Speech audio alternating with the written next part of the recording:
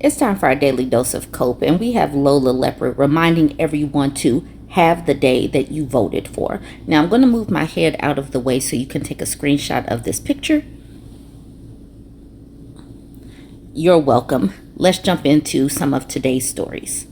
It's the 4th of July, so let's start out with some patriotic news. This comes from the Stars and Stripes.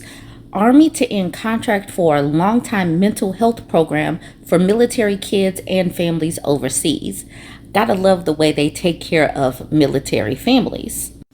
The Army will save almost $5 million annually by cutting a program that for decades has provided mental health services to children of U.S. military and civilian families based overseas, where such support is already limited. The decision to eliminate the adolescent support and counseling services after the 2025-26 school year follows a federal watchdog agency report findings that the Department of Defense Education Activity schools are overwhelmed by a surge in student mental health concerns, especially self-deletion behavior. The decision was made to eliminate the $4.9 million program because similar services exist, Army officials at the Pentagon said in a statement following questions by Stars and Stripes.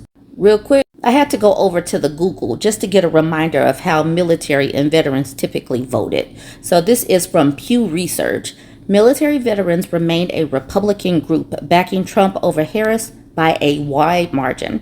Military veterans have long tended to affiliate with the Republican Party and support Republican candidates, and that remains the case today. According to this graph, which you can see, 61% and an overwhelming part of this circle went for Trump. The smaller size, the 37%, went for Harris. So these people voted for Donald Trump and his administration to continue to strip services and not support veterans, not support military families. We have a Dear Don letter. Ron is doing a Dear Don letter on behalf of rural America. He says, Dear Don, please don't forget your rural constituents in the small community hospitals that provide much needed health care and jobs to our communities. Protect our families' medical care and help us to continue to provide health care for good folks that need it most. Support rural hospitals. God bless. Why are y'all the ones that need it most? Typically in rural America, y'all not even supporting yourself enough. You are welfare states. You are impoverished. Why should y'all be protected? Y'all are taker states usually. This is what I don't get about these people that voted for him. Y'all are poor. Y'all are unhealthy, yet you keep voting for people that don't give a damn about you. Saying all this to Donald Trump does not matter because he needs to take the money from the poor, the unhealthy, the elderly, and veterans to make sure that wealthy people have more money for yachts, for vacations, and all of that. You are unimportant, Ron. Tony has a long Facebook post. He says, I myself voted for Trump, and I'm starting to deeply regret it. I voted for the economy, and it has only gotten worse and is going to get extremely worse with this bill that was passed. Over 17 million American citizens are now going to be without insurance. People are going to be dying because they can no longer afford their medication or to go to a hospital. He did this while giving the wealthy a $1.3 trillion tax break. And to top it off, American citizens will lose SNAP benefits. People are going to be starving. I do agree that not everyone deserves them and just want to lay around and reap off of them. But what about the elderly and the disabled? As far as the immigrants go, well, I had the exact same view until tonight when this was brought to my attention. God's number one commandment is to love one another. And if you read Leviticus 19:33 and 34, it says, and if a stranger dwells with you and in your land, you shall not mistreat him, and you shall love him as you love yourself. For you were once strangers yourself in the land of Egypt. I am the Lord, your God. While I can't agree with the many things that the liberals believe, like murdering babies, gay rights, etc., I cannot agree with this bill. And I cannot agree with the way that immigrants are being treated. We ourselves were once foreigners. As Christians, we must live for God and live by his word and love one another. Literally, he's talking about all this God stuff, but there has been no God in the Republican Party for a long time. They have been the ones that have been consistently stripping social safety nets. There's no compassion, no love for anybody that is not white and Christian. And the fact that they continue to do all of this and disparage gay folks as if they are not people living in this country too. The whole love one another, but this person's like, but I cannot get down with gay rights. Like, why is it that it's so hard to have gay people have rights as well?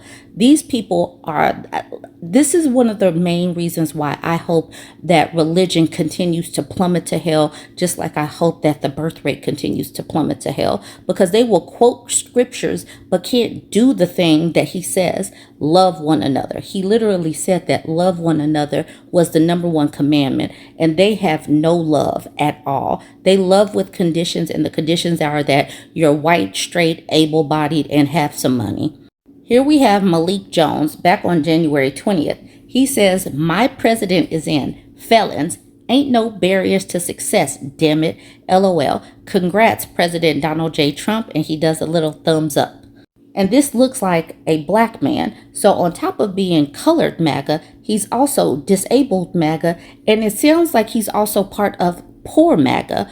Why these people continue to vote for Republicans is beyond me, because Republicans are the ones that keep wanting to strip social safety nets. But let's look at this post from Malik. He says, it is so hard to be a Trump supporter when all of the people around me are hurting, and I am a disabled man whose life is upended by all of these changes and instability by Trump, who I supported and tried to comfort those who didn't vote for him. I'm part of a rapid rehousing program of Oakland County, Michigan, who was waiting for the Section 8 voucher program, but I received a letter saying I won't receive help after May 1st, being led to believe that it is Trump's and Elon's fault. I still hold out hope that all of this house cleaning in this administration will bring about something better. There's all the partying in the base, but there is none for me. And I promised people that Trump would be good for us, may be homeless again soon. And if you are homeless again soon, it is because you deserve it. You voted for this. You were happy about this, but you are disabled, colored, and poor. Why would you vote against the people that actually give a damn about social safety net programs versus Republicans who have always been intent on scrapping them? You deserve it, Malik, or I'm sorry, it's Malik or Malik. I apologize for mispronouncing. So now we have Daryl. This is his Facebook post. He says, I voted for Trump, starting to wish I hadn't. I know he was the better choice, but I also believe him at his word. Unfortunately, he is a liar. No, he's not going to do anything to Medicare or Social Security. But wait, he is and has. No tax on Social Security, overtime pay, and tips. But wait, that's another lie. He's only interested in helping the big business and the already rich. This bill that is going to be passed is going to make the national debt way worse than ever before. It's going to cost the average taxpayers more money instead of saving us money. Gas prices no better all around than under Biden. Grocery prices still on the rise. I know that most of us voted for Trump because the other option was not really a choice at all. My opinion only. I will not be able to agree with Trump on anything because all he does is lie. Question for you all. How many of you have received the $5,000 stimulus check yet? Please let me know if you have. I don't believe we ever will see it. Another lie. Once again, going to show that they would still vote for Trump, even knowing what they know. All of the things that he has said has been a lie. He knows it's been a lie, but he's still not willing to say, maybe I should have voted better. This is the reason why I will continue to say that they need to feel the consequences of their votes for a few years. I used to say 2 to 3 years. Now I'm feeling like I should say for 4 to 7 years.